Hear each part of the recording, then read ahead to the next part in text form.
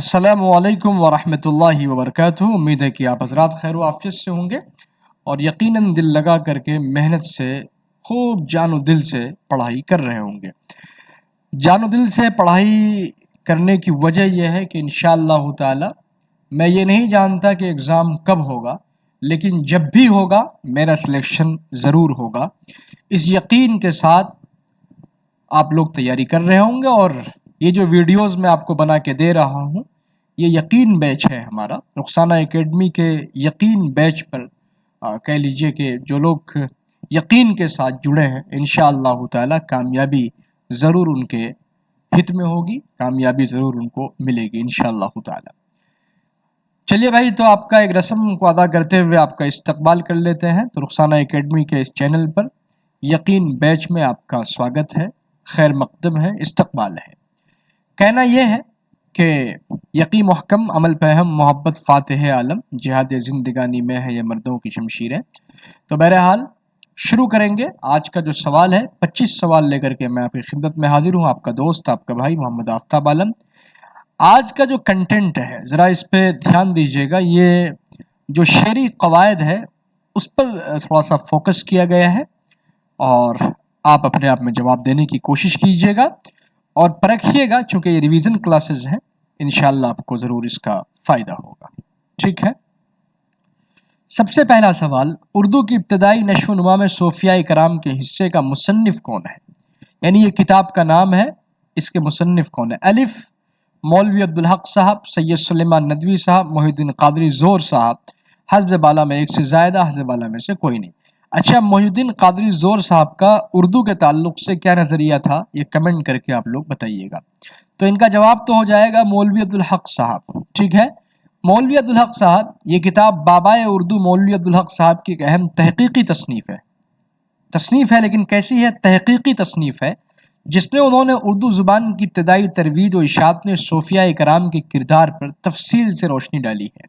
ठीक है, सवाल नंबर 2 देखिएगा कि सनात तज़ाद और तरशीह की रोशनी में अगर शेर में दो ऐसे अल्फाज आए जो एक दूसरे की ज़िद हों लेकिन उनके साथ उनके मुनासिबात भी जिक्र किए जाएं तो उसे फ़नी इस्तिलाह में क्या कहेंगे आप? यानी उर्दू अदब का जो फ़न है उस इस्तिलाह में उसे क्या नाम देंगे आप? जी, इसका जवाब मुताबकत महज, इहाम तज़ाद, मुराअतुन नज़ीर, एक से ज़्यादा, कोई नहीं। तो इसका जवाब हो जाएगा हाँ, हज़्ब बाला में से कोई नहीं। क्यों? इसलिए कि सही जवाब होगा सनात तबाक या तज़ाद माअत तनासुब। इल्म बदी में जब दो मुतज़ाद अल्फाज के साथ उनसे ताल्लुक़ रखने वाले दिगर अल्फाज या मुनासिबात भी नज़्म किए जाए तो उसे तज़ाद माअत तनासुब कहा जाता है। ये ख्याल रखिएगा। तज़ाद की कुल कितनी किस्में हैं? तज़ाद कहते किसको हैं? सनात क्या होती है? और सनात के साथ साथ मुताबकत महज क्या है, इहाम तज़ाद क्या है, मुराअतुन नज़ीर क्या है, ये सारी तफसीलात हमने आपको ऑफलाइन क्लासेस में पढ़ाई है। तो लिहाजा आप लोगों का रिवीजन इंशाअल्लाह ताला इस एमसीक्यू के माध्यम से अच्छा ही हो रहा होगा। ठीक है, शेर शोर अंगेज, ये बहुत मशहूर किताब है, TRE 1 का आई थिंक ये क्वेश्चन भी है, PGT का। किसकी तसनीफ है और ये किस शायर के कलाम की शरह है? जी, अलिफ शमशुर रहमान फारूकी साहब, मीर तकी मीर जो शायर हैं उनके कलाम की शरह है। देख लेते हैं आगे। खलीलुर रहमान आज़मी साहब, यानी गालिब साहब के शेर की तशरीह नहीं। आला मसरूर साहब, इकबाल साहब के शेर की तशरीह नहीं। एक से ज़्यादा, हज़्ब बाला में कोई नहीं। जवाब तो इसका हो जाएगा अलिफ शमशुर रहमान फारूकी साहब। क्यों? ये मीर तकी मीर साहब के कलाम की तशरीहात हैं जो 4 जिल्दों में, यानी शमशुर रहमान फारूकी साहब लेटेस्ट नक्काद रहे हैं उर्दू ज़ुबान व अदब के। ज़ख़ीम और मारकतुल आरा शरह शेर शोर अंगेज़ के नाम से लिखी, जिस पर उन्होंने सरस्वती सम्मान भी मिला। यानी साहित्य की दुनिया का एक बड़ा अवार्ड सरस्वती सम्मान से भी वो नवाजे गए। तो ये बताइएगा कि हम शमशुर रहमान फारूकी साहब का ताल्लुक़ किस दबिस्तान से था।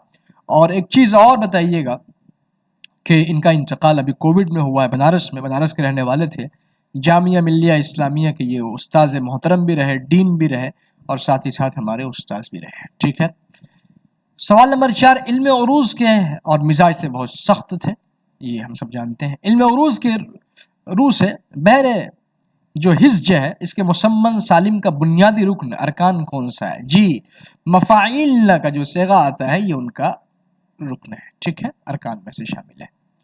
دیکھ لیجئے بحر ہجج ہے نا کا بنیادی رکن مفاعل ہے، جبکہ جب یہ ایک مصرعے میں 4 بار اور پورے شعر میں 8 بار پورا کا پورا استعمال ہو تو اسے بحر ہجج یعنی مسمن سالم کہتے ہیں۔ مسمن کا مطلب 8 ہوتا ہے، سالم کا مطلب صحیح سالم ہوتا ہے۔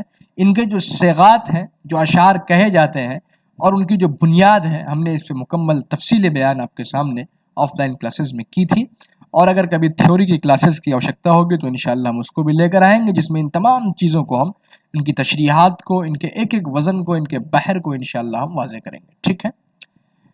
سوال نمبر 5 دیکھیے گا کہ شعر میں قافیہ کے بعد آنے والے ان الفاظ یا کلمے کو کیا کہا جاتا ہے جو لفظاً اور معنی بالکل یکساں بار بار دہرایا جائے؟ جی ردیف ہوتا ہے صاحب، ردیف۔ اچھا بتائیے کہ حاجب کیا ہوتا ہے اور قید کیا ہوتا ہے، یہ بتائیے گا۔ ردیف اور قافیہ تو پتہ ہی ہوگا، لیکن حاجب کیا ہے اور قید کیا ہے، ذرا ان کو بھی آپ لوگ ایک بار دھیان دے دیجئے گا، دیکھ لیجئے گا۔ ردیف وہ کلمہ یا الفاظ کا مجموعہ ہے جو قافیے کے بعد بلا کسی تبدیلی کے بار بار آتا ہے۔ جس غزل یا قصیدے میں ردیف ہو اسے مردف کہتے ہیں۔ غیر مردف غزلیں کن کی کہہ لیجئے پہچان رہی ہے، ذرا کمنٹ میں بتائیے گا، ٹھیک ہے۔ سوال نمبر 6 دیکھیے گا، ناول آنگن کا مرکزی کردار ان مرکزی موضوع کیا ہے؟ جی تقسیم اور سیاسی تحریک، دیہاتی زندگی، رومانیت، ایک سے زیادہ، کوئی نہیں۔ تو جواب اس کا ہو جائے گا الف۔ تشریح خدیجہ مستور کا، تشریح جو ہے یہ جو ناول ہے یہ خدیجہ مستور کا ہے نا۔ خان کی زندگی کے پس منظر میں تحریک آزادی اور تقسیم ہند کے سیاسی اور سماجی اثرات کے بہترین انداز پیش کرتا ہے۔ یعنی یہ بتایا گیا ہے اس ناول کے ذریعے سے کہ جب صرف ایک گھر تقسیم ہوتا ہے تو وہ گھر تقسیم نہیں ہوتا، بلکہ ایک کہہ لیجئے کہ سماج کا، کہہ لیجئے کہ وہ ایک طرح کا تقسیم دیکھنے کو ملتا ہے، ایک سماج منقسم ہوتا ہے۔ اور ساتھ ہی ساتھ جب ملک تقسیم ہوا تو کیا حالات رہے اس وقت، اور لوگوں کی نگاہوں میں جو کہہ لیجئے کہ آنسو کی شکل میں جو نکلے آنکھوں سے، وہ محض آنسو نہ تھے بلکہ وہ خون کے آنسو تھے، اور ان کو کبھی دہرایا نہیں جا سکتا۔ اور کتنا دردناک منظر ہے کہ 10 لاکھ لوگ مارے گئے، ادھر سے بھی لاشیں جا رہی ہیں، ادھر سے بھی لاشیں آ رہی ہیں، اور کیسا منظر رہا ہوگا۔ ان تمام تفصیلات کو خدیجہ مستور نے، جو ایک بڑی ناول نگار رہی ہیں، بہت تفصیل کے ساتھ اس کتاب میں اپنے انہوں نے اس کو درشایا ہے، ٹھیک ہے۔ سوال نمبر 7، طنز و مزاح کی مشہور کتاب آب کوثر کے مصنف کون ہیں؟ پہلی بات تو یہ طے کر لیجئے کہ آب کوثر کیسی کتاب ہے؟ جی طنز و مزاح کی ہے۔ کن کی ہے صاحب؟ یہ شیخ محمد اکرام کی ہے، جو آپ کے آپشن میں نہیں، تو جواب اس کا ہاں ہو جائے گا، حظ بالا میں سے کوئی نہیں۔ محمد اکرام کی بر صغیر کی مذہبی اور ثقافتی تاریخ پر لکھی گئی کتاب ہے، یہ طنز و مزاح کی کتاب نہیں ہے نا، یہ طنز و مزاح کی کتاب نہیں ہے، محض یہ طنز و مزاح کی کتاب نہیں ہے، بلکہ ایک کہہ لیجئے کہ ثقافتی تاریخ پر لکھی گئی ایک کتاب ہے، محض طنز و مزاح کی کتاب نہیں ہے یہ۔ اردو شاعری پر ایک نظر کس کی تنقیدی تصنیف ہے؟ اردو شاعری پر ایک نظر جی کلیم الدین احمد صاحب کی ہے، ایک بڑے ناقد رہے ہیں اردو زبان و ادب کے، کلیم الدین احمد صاحب۔ پروفیسر کلیم الدین احمد نے اپنی کتاب میں اردو کی روایتی شاعری اور غزل پر سخت تنقید کی ہے، اور غزل کو نیم وحشی صنف قرار دیا ہے۔ کیسا بھائی؟ نیم وحشی صنف قرار دیا غزل کو، سوچ سکتے ہیں صاحب۔ قصیدہ تزہیق روزگار کس کی تخلیق ہے؟ یہ تو آپ بتا ہی دیں گے صاحب، یہ سودا کی ہے، مرزا احمد ہادی حفیظ سودا کے۔ یہ قصیدہ اردو ادب میں ہجویہ قصیدے کی بہترین مثال ہے۔ بھائی قصیدہ کی کتنی قسمیں ہم جانتے ہیں کہ 2 قسمیں ہیں، ان 2 قسموں میں ہجویہ ہے، ایک مدحیہ ہے، تو ہجویہ اور بیانیہ، پھر اس کے بعد ہجویہ کی کئی قسمیں ہو جاتی ہیں۔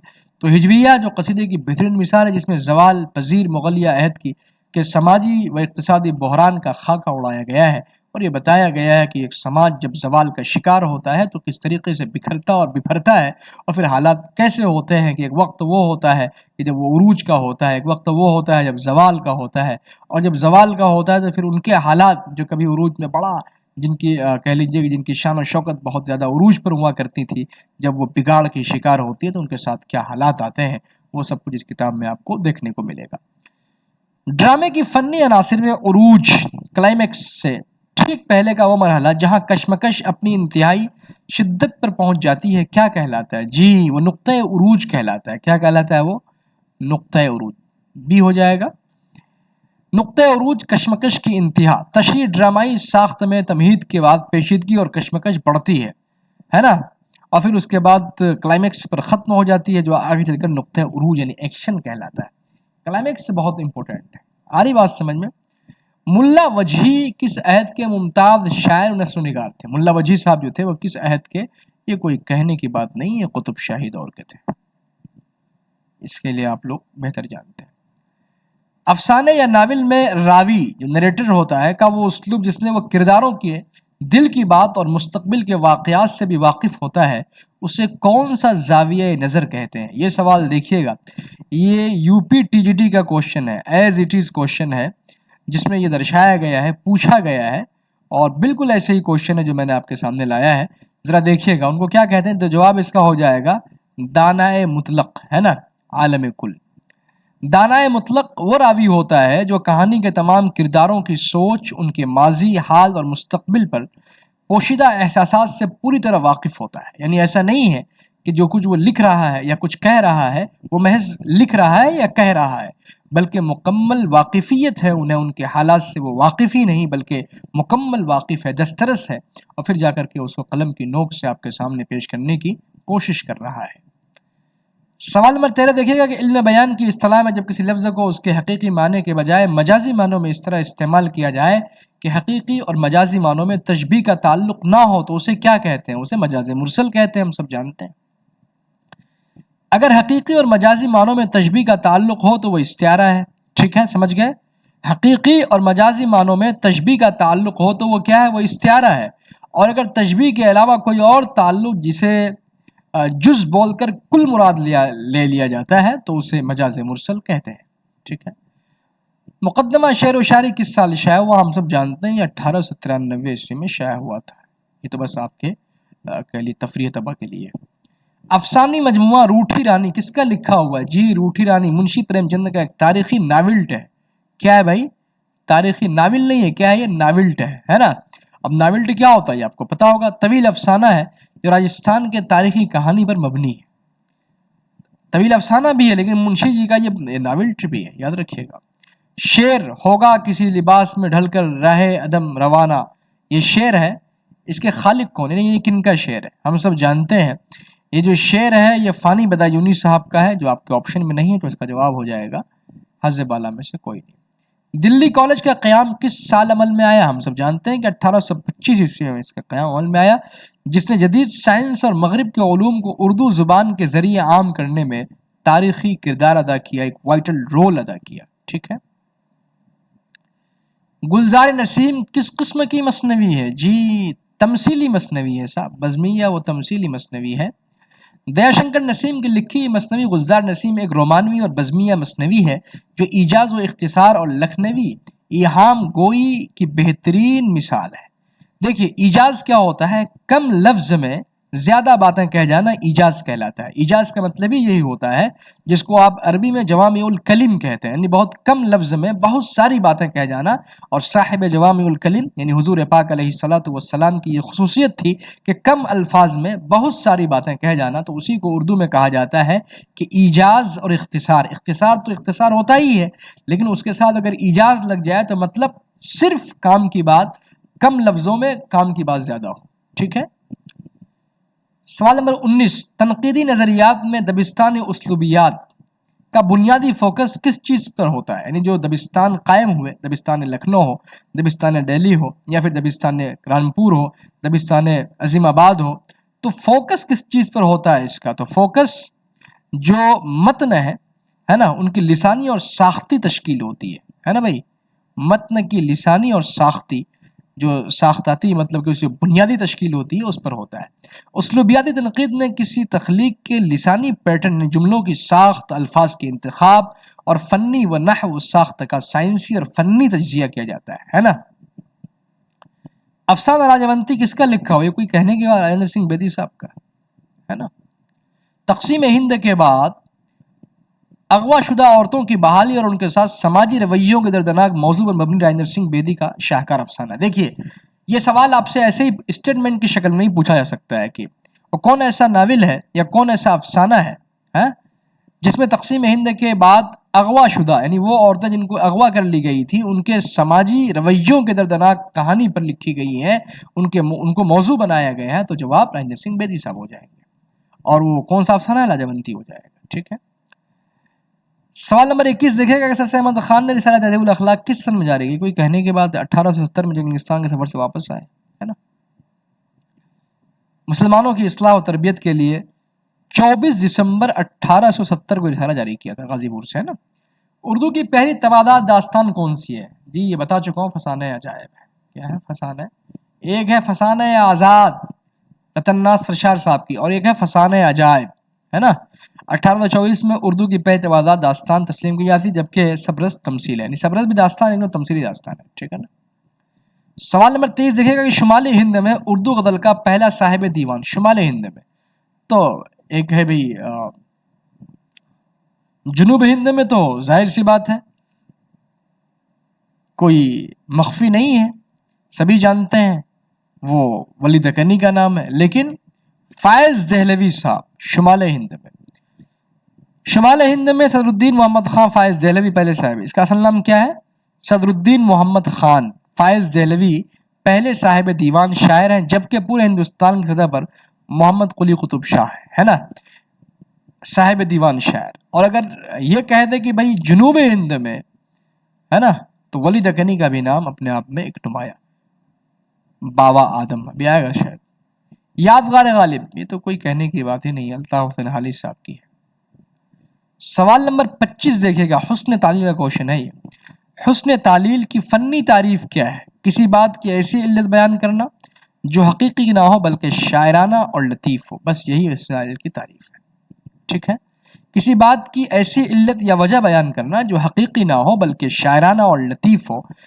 علم بدی میں حسن تعلیل یہ ہے کہ شاعر کسی واقعے یا حالت کی واقعی علت وجہ کو چھوڑ کر کوئی تحلیلی شاعرانہ وجہ تراشے، یعنی اس طریقے سے بیان کرے کہ لگے ہی نہیں ویسی کوئی بات ہو لیکن وہ چیز واضح ہو جائے، تو یہ کہلاتا ہے حسن تعلیل. ٹھیک ہے. یہ رہا آج کا 25 کوشچن. میں امید کرتا ہوں کہ یہ آپ کے آنے والے ایگزام میں آپ کے کانفیڈنس لیول کو بوسٹ کرے گا اور آپ کو مزید امتحان میں کامیابی دلانے میں ایک وائٹل رول ادا کرے گا. اب تک 200 کوشچن تقریباً ہو چکے ہیں، ہے نا. یہ 25-25 کا سیٹ یہ چوتھا سیٹ ہوگا، اور اس طریقے سے 200 کوشچن ہے، 200 نہیں 100 کوشچن، سوری 100 کوشچن آپ کے پاس آ چکے ہیں.